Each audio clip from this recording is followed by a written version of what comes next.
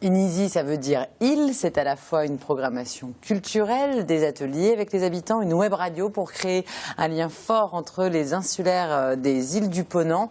Tanguy Le Boulanger et Manon Fouquet, avant de vous lancer dans l'aventure, vous êtes allés enquêter sur chacune des îles.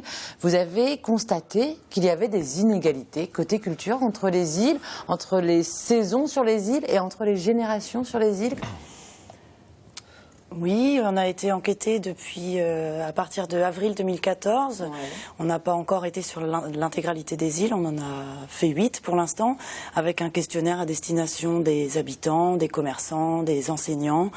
Et effectivement, il y a une forte dichotomie entre les propositions culturelles qu'on peut avoir l'été et l'hiver, tout simplement puisque il y a moins de touristes l'hiver.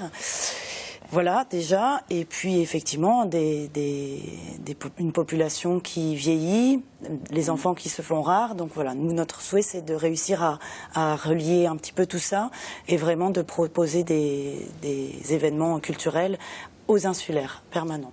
Alors c'est aussi permettre aux insulaires de sauvegarder leur patrimoine, leur culture identitaire. Vous avez par exemple travaillé avec des scolaires sur le recueil de témoignages audio. Expliquez-nous cette démarche, Tanguy, peut-être. Ouais, donc en marge de notre projet de saison culturelle itinérante sur les îles du Ponant, on a lancé une web radio.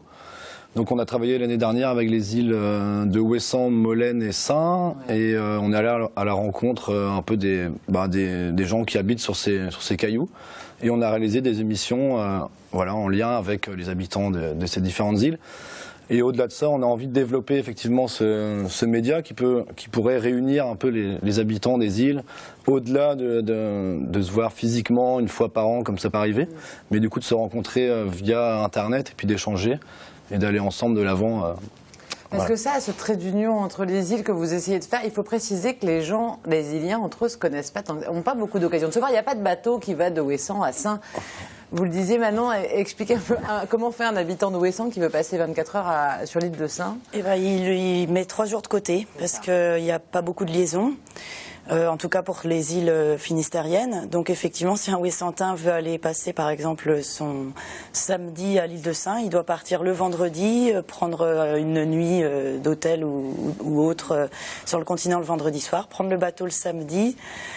Et après, même s'il veut rentrer le samedi chez lui, il pourra pas parce qu'il n'y a pas de bateau. Alors qu'il vit dans les mêmes conditions un peu qu'un habitant de l'île de Saint finalement, et ils ont peu d'occasion de se connaître. Donc vous, c'est ça, c'est vraiment créer un lien entre toutes ces îles. Ouais. Et puis offrir une offre, permettre une offre de qualité au niveau culturel pour les îles, qui est une même offre sur le continent que sur les îles, qui est vraiment une possibilité d'aller au spectacle, sur des spectacles de qualité sur toute l'année. Des spectacles de tous les genres. Ouais. L'idée, c'est d'aller dans le pluridisciplinaire, autant musical que théâtral. On va même essayer de travailler sur de la cuisine, sur les ateliers couture avec les anciens. Voilà. C'est extrêmement varié. Une offre assez large. Comment le public insulaire a accueilli le projet Inisi depuis que vous travaillez dessus ? Pour l'instant, on a des retours plutôt positifs. On fait pas mal d'actions envers les enfants aussi, donc ça trouve un écho plutôt favorable chez eux et puis chez leurs parents. Voilà, on a de très bons échos. C'est complet. Tous les spectacles qu'on a organisés ont été complets. Donc on peut dire. Ils attendent le prochain. Ouais, c'est ça. L'île de Saint, il y avait 55 personnes un lundi de décembre, c'est-à-dire plus de la moitié de l'île. Donc voilà, c'est très positif. Et puis je signale aussi, vous pensez que la culture est un des facteurs qui peut donner plus d'attractivité aux îles pour que les gens viennent s'y installer durablement. Donc c'est fait pour les Iliens, mais pour les futurs Iliens aussi ce projet-là. Avant de se quitter, les prochains rendez-vous Inisi à ne pas manquer. Si on peut citer 2 coups de cœur dans la programmation à venir, Manon. Alors on en a un qui arrive très rapidement, le 16 avril, à l'île de Bas. On a un concert de musique verte d'Erwan Lermenier au jardin Georges de la Selle. Voilà.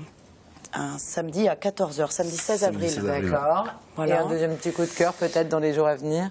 Et en mai, on prépare un concert d'un duo qui est le duo Gurvan Legac, Pierlo Bertolino, qui est un Marseillais. Et ça sera certainement à Edic. D'accord. Voilà. Le 28 mai. C'est bien, 2 rendez-vous très différents sont pris.